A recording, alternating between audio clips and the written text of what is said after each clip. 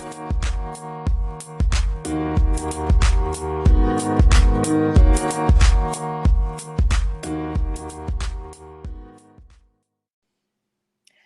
you all so much for joining us for episode 6, season 4 of Revise and Resubmit. I'm Dr. Kim Bissell, the Southern Progress Endowed Professor in Magazine Journalism and the Associate Dean for Research in the College of Communication and Information Sciences at the University of Alabama. And I'm Dr. Annalisa Bowen, an Assistant Professor in the Department of Communication Studies, also at the University of Alabama. And we both work in the Institute for Communication and Information Research, or the ICIR, at UA. So, Annalisa, since our next guest has so many connections and ties to the music industry, I feel like I must take this opportunity to ask you about the music. Do you have a favorite concert you've attended? Have you ever been to a music festival? Or is there an artist that you just consistently go back to because you know it's going to be something that you love? Okay, so I have not been to a ton of shows in my day. I love a more intimate type of bar show, to be honest. And in my heyday, I loved going to like Sister Hazel, Better Than Ezra. I will admit that I went to a Kanye West show and enjoyed it. I am not going camping, and so I'm not going to those festivals that you got to do that kind of stuff. But generally speaking, I love music. I grew up playing piano. I sing to my dogs. I sing in the car. I realized early on that I was not going to be a professional musician. Thankfully, I realized that before it was very embarrassing, but it's always been like a hobby. And now I have to shift and say that I really thought you were going to ask me about playing the computer game, the Oregon Trail. Yeah. We'll make that connection. I was not very good at it, but certainly more popular in the elementary school computer lab than number crunchers, although secretly I like that game too. So today's guest grew up on a farm at the very end of the Oregon Trail in Oregon City. Yet during that time, she always knew she wanted to be in music. Not necessarily in the form of Beyonce or Harry Connick Jr., but she saw herself behind the scenes. We learned all about her life from living on a farm to moving to LA, moving to Nashville, getting a PhD, and then returning to Nashville, where she works as an associate professor of creative and entertainment industries. That's right. We are excited to welcome Dr. Sarita Stewart to Revise and Resubmit.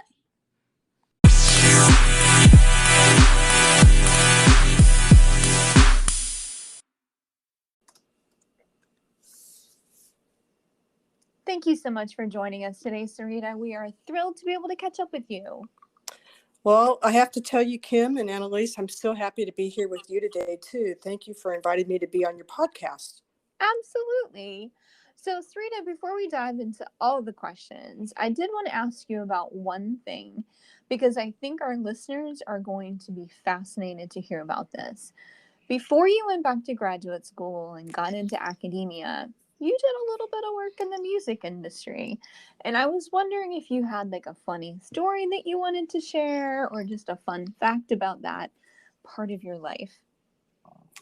Well, I can actually cover the part before I actually got into the music industry. And I grew up at the end of the Oregon Trail. I mean, literally at the end of the Oregon Trail in Oregon City, Oregon. And as a young girl, we used to do a lot of farm work. And I used to sing all the time. And I would tell all my coworkers on the farm that I was going to go in the music industry one day. And everybody laughed at me and said it couldn't be done. But I was really lucky. I went to Oregon State University and earned a degree in business administration. And when I graduated from college, I took my $200 and moved directly to Los Angeles. Oh my goodness. Yeah, I was pretty driven. And I ended up working at a political campaign management firm. And that is how I met Mike Curb, because I was the, quote, office floater girl, which meant that I assisted everyone in the office and I managed the front desk during the receptionist's lunchtime. So that's actually my start in terms of getting into the music industry. He ended up running for lieutenant governor of the state of California, and he had been lieutenant governor under Jerry Brown in the late 70s. So I ended up going to his campaign office, and I felt like the girl that fell off the turnip truck because I was working with Casey Kasem's ex-wife, and Oh, one of the gentlemen that was very influential in terms of my early career was a gentleman by the name of Manny Leto, and he was the head vice president of Skull Tobacco, U.S. Tobacco, and he worked with Mike, and he was a very early mentor. So I met a lot of people, and ended up working at the Universal Studios office when Mike lost the election. I basically started the next week at Universal Studios in the office there, and really had the opportunity to learn about the music business from the ground up. wow. That's fascinating. That's really, really cool. And I know at some point during today's conversation, we'll kind of hear how all the puzzle pieces fit together. It is a puzzle. It couldn't have been scripted for sure. So, Sarita, let's shift gears a little bit to learn a little bit more about you, who you are and what you do. And we'll ask a couple quick questions here. So, you told us where you're from, Oregon City. Where did you go? So, Oregon City to Los Angeles, to where was your next stop? Well, actually, when I moved to Los Angeles, when I graduated from college, my grades were not at the point you would think future professor. And I remember specifically when I graduated, I thought, this is so great. I am never going to go to school again. However, what we all say. yeah, that seems to be a kind of a trend that I hear from other people as well.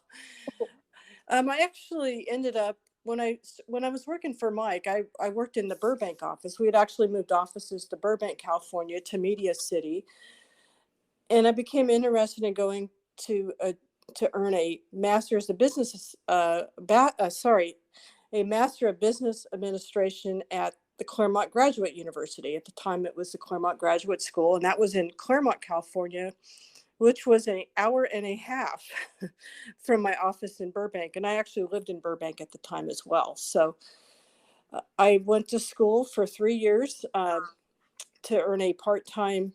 I was a part-time type of degree. And one of the reasons I was so interested in getting an MBA at Claremont was that Peter Drucker, the management theorist, was actually a professor there. He was 85 years old and still actively teaching. Wow. So it was an amazing experience, and I was able to earn my degree there in 3 years. And I worked 40 hours a week during the whole entire time. And the best part was that I was a much better student as an MBA student. But generally, when I finished with my MBA, I thought that was where my educational journey was going to end. So, Sarita, you mentioned earlier that growing up, on this farm at the very end of the Oregon Trail, that you saw yourself in music.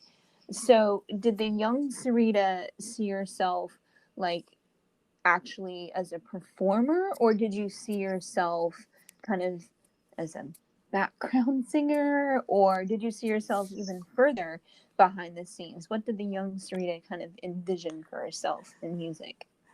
Well, when I graduated from college, I actually wanted to become a publicist, and my goal was to work at Rogers & Cowan, which is now Rogers & Cowan PMK. So that was my goal, was always to be a background person. And in fact, in my early 20s, it was very difficult to get me from speaking to other people from behind the desk, just because I was very shy at the time, which I know is hard to believe now, but but that was the case in my early and mid 20s. Awesome. And so how did you get to Alabama? Well, when I was finishing up my MBA, Mike Curb actually moved his headquarters for Curb Records from Los Angeles to Nashville. So when it was time, the office had actually been in Nashville for about 2 years. So when I graduated with my MBA, all of a sudden the question was, are you going to move to Nashville? And I really wanted to stay in Los Angeles, but then I thought I better go check it out. And I came to Nashville. I lived in the Lowe's Hotel for a week, which was an amazing experience. And when I went back to Los Angeles, nobody said anything. So about 2 months later, I worked for Carol Curb, Mike Curb's sister, and she said, "Are you moving to Nashville?" And I said, "Well, no one ever asked me if I was interested in moving to Nashville." I said, "Yeah, so I'll move to Nashville." So I ended up moving to Nashville in July of 1994. And by that time, I'd actually worked my way up the career chain at Curb Records. I started as a receptionist, obviously. The best part with that job is I basically did every job at the record company other than working radio promotions. So I was the director of international marketing at the time, working under Carol. Wow. And when I moved to Nashville, I was one of the two director of marketing people for the organization. So what that really allowed me to do was I was able to cut my teeth on over 250 campaigns, but I also had the opportunity to work as part of the marketing team around some artists that really became superstars during that time. Tim McGraw, Winona Judd was already a superstar. LeAnn Rimes, I've actually written a story about that got printed in the academic press. Oh. And Jody Messina, who was a country singer. I had the opportunity when I was in Nashville. I also worked with a lot of Christian artists as well. There was a group named Selah that I was a particular champion of, and so it was really amazing to have all these experiences to work behind the scenes to see other people achieve their dreams. But it was a team effort that helped get those performers to that level. And I always think a little bit of luck helps as well. Well, so I have to ask you, it sounds like you had a very successful career in the music industry, but now you're full on in academia and doing research. So could you give us an elevator pitch of your research and scholarship? Yes, well, when I first started, and my dissertation was actually on fandom, the relationship between artists and their fan base. And I still want to pick that up, but I've actually started working with another professor, a cultural sociologist by the name of Ken Spring, because sociology and music business are actually, I would call them kissing cousins. So my research has actually moved more towards music festival pedagogy. Okay, so you're gonna have to break that one down. Yeah, tell us more. So what happened was we have the thing here at Belmont University called a Maymester program, and I had an idea that I wanted to be able to take students to festivals, but I didn't want to go to a camping festival and camp. I wanted to go rock and roll style.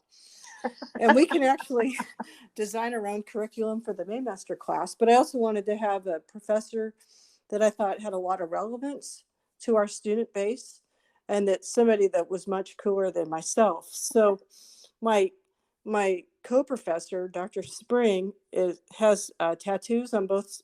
He has two sleeves. He wears a mohawk, and he has really big glasses. And so between the two of us, he was actually Richard Peterson's last dissertation student. And if you remember Peterson, he actually wrote, I wrote it down, was symbols in, oh gosh, I'm going to have to remember.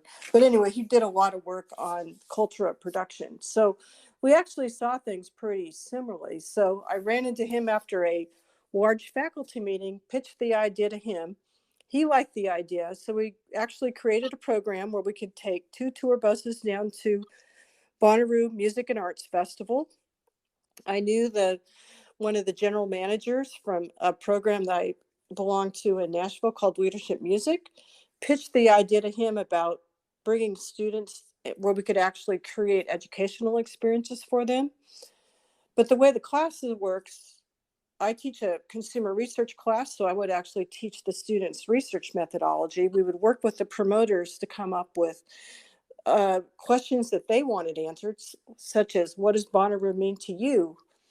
And then Dr. Spring would teach them production of culture. So we were actually able to create a lens by which people could view production of culture. Mm-hmm. And then the students we give the students the questions, they actually create the interviews, and then they are required to go out and do 5 interviews a day throughout the course of the festival. And we actually I teach them how to do content analysis. And then we go through and we create industry presentations. But we also provide an opportunity for the students to learn from music industry professionals that actually are in attendance. So we work in the press tent. We have a gentleman by the name of Jeff McCluskey who works with us out of Chicago. He's a radio promoter and also an artist manager. So he helps us arrange a lot of the talent that comes to speak to the students. We've actually received a lot of national press about this program. And it's actually developed into a program, and I can go a little bit more into that. But I work at a liberal arts university that has an entertainment focus, and music festivals basically hit every single area of the institution. So what I'm so curious about kind of the what your findings were. If you had to come up with a headline for one of the more interesting findings from this program, what would that be? Oh my, you're testing me now.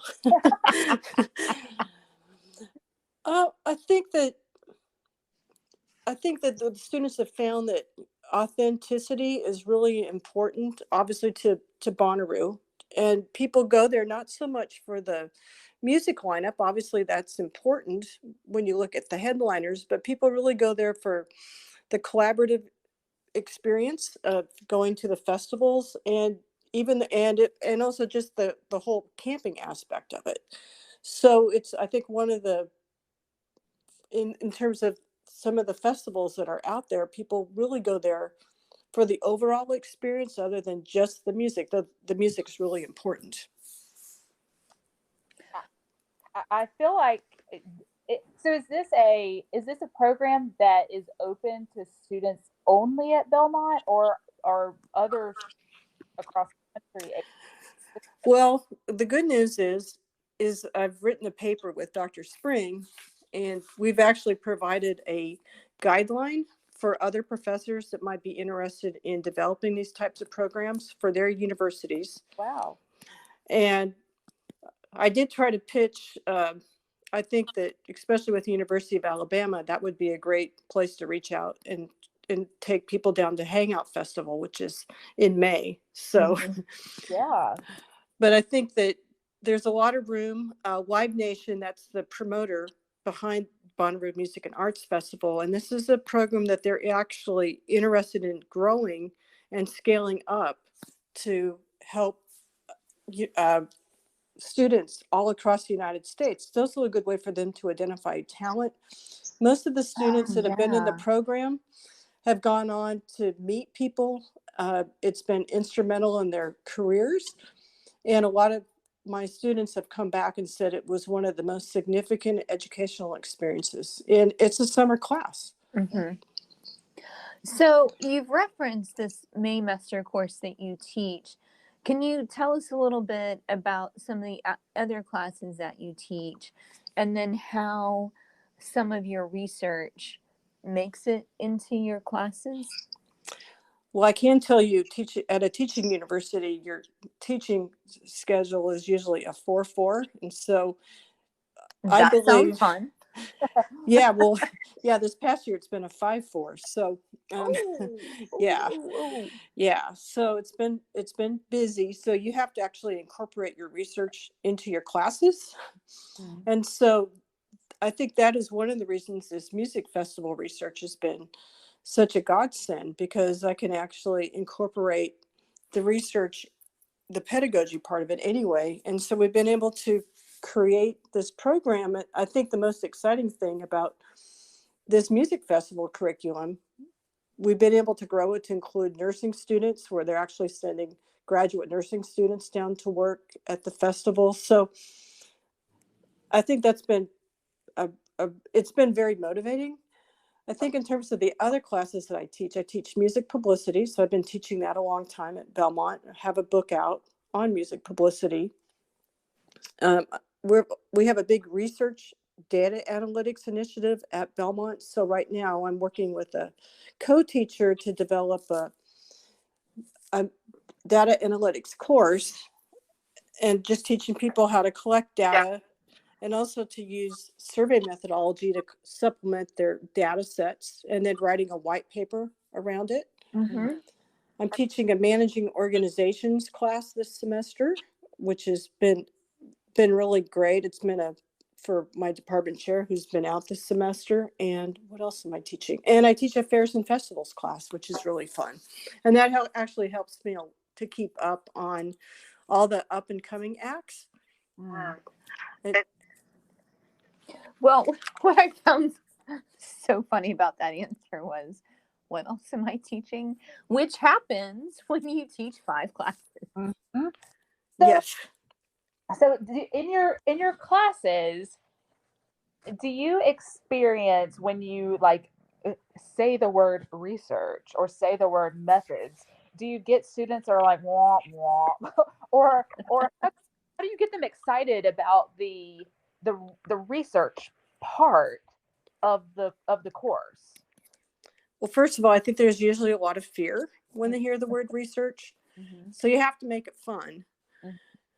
And I think with our students, as I'm sure with any student, I mean, there's so many different data points that they could pull that maybe they didn't actually realize were data points. Mm-hmm. And so we have a chance I usually have a semester long project that we work together on. And I usually go through their initial rough drafts and make a lot of suggestions about how to continue to move their research forward. But it's been fascinating to me.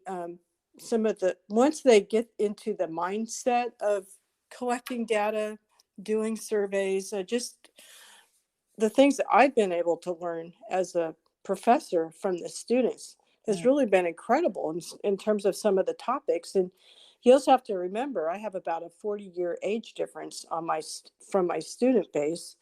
And so as a person in their late 50s, I can't keep up with everything that a 20-year-old's talking about. So it really kind of helps keep me culturally aware too. I think that's important. And I mean, I agree that I think we do research and use research methods. And there's so much out there that can be considered data that it can be accessible. And one of our jobs, I think, is to kind of make it less scary. Yeah, scary. Exactly. Well, we've been talking a lot about that in class.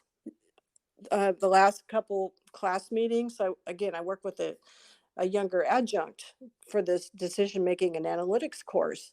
And so yesterday we were in class and we were both riffing on how much, when you see the process come together at the end, and when the students begin to experience that. I had a group last semester that was working on theater research, just the opening of the Broadway theaters. Mm-hmm. And they did a really great job on their paper.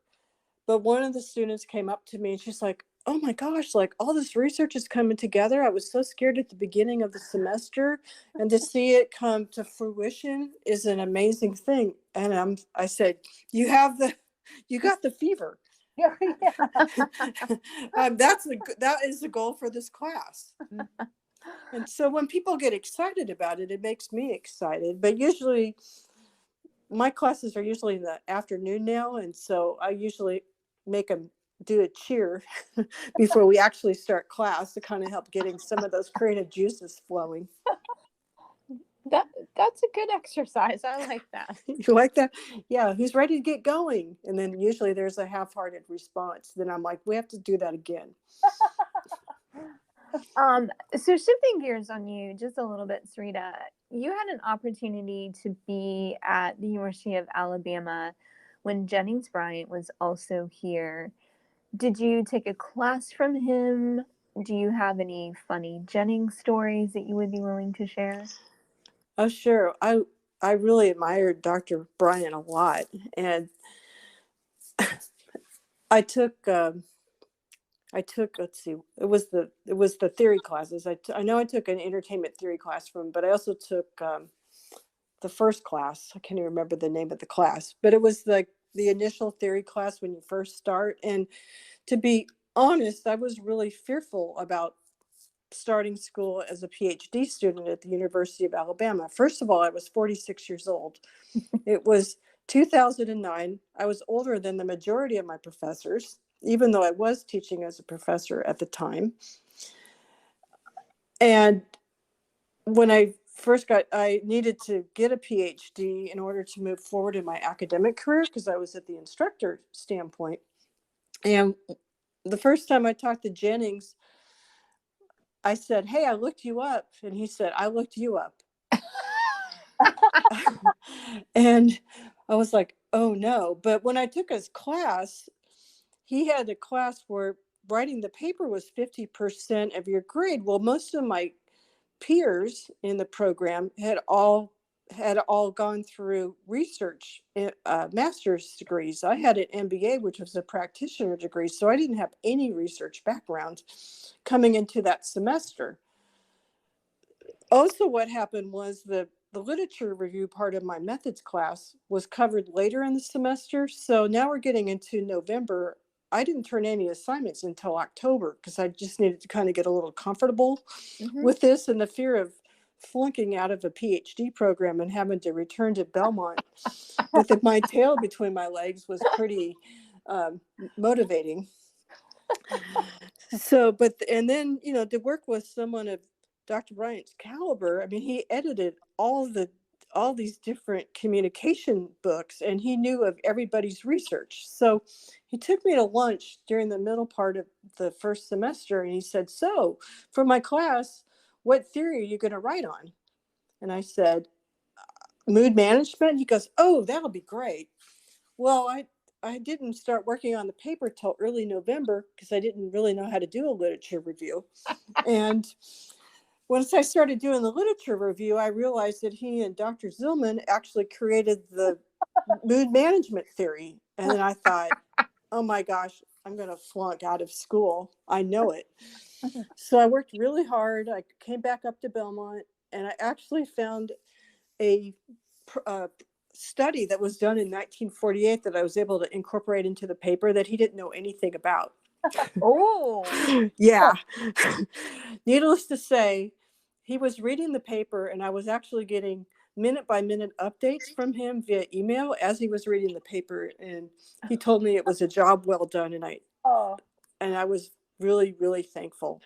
And after that experience, I decided that I could compete with people that were 10 to 15 years younger than me, and I decided to take it to the nth degree. So I got really focused during the next year and a half, and I had to take all the classes because I couldn't move any of my credits, where you can actually move 12 credits. Oh, right. Yeah, so I had a fellowship, and I only had a two-year window to get everything done, which meant I needed to go to school each summer as well. Wow. So, But how did you move from business and your business background into the communication doctoral program? I was interested in getting a management PhD, but I think one of the challenges for me was because I already had a professorship at Belmont, I only had a 2-year time window to really complete my education, my curriculum. And most of the programs said that you'd have to be committed and live on campus for 5 years. Well, I didn't have 5 years. And the program at University of Alabama allowed me to get to actually take all my courses, and then I could actually finish my dissertation while I was actually teaching at Belmont. So I started in 2009. I finished my formal schooling in 2011, and then it took me a year to develop my dissertation theory base, and then I did my survey, and I graduated in 2013 with my doctorate. Gotcha. So, Sarita, it's been so much fun talking to you, but I feel like this conversation can continue on for another hour. But we're at the point where we're going to wrap it up with our rapid fire finish. I know that you had mentioned offline that you got a chance to attend an in-person conference while we were in the middle of COVID. But I was wondering if you have an academic conference that you're looking forward to in the future that hopefully will also be in person. Well, I always enjoy attending the International Music Business Days Conference, which is the one I attended in November, because it usually takes place in Vienna each year. Oh, well, that certainly is not a bad thing at all.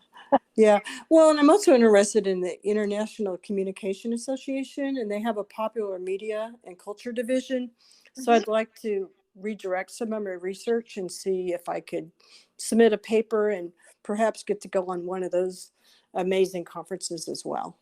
Nice. Yeah. Well, Sarita, it's been so fun to catch up with you today. Thank you so much for joining us.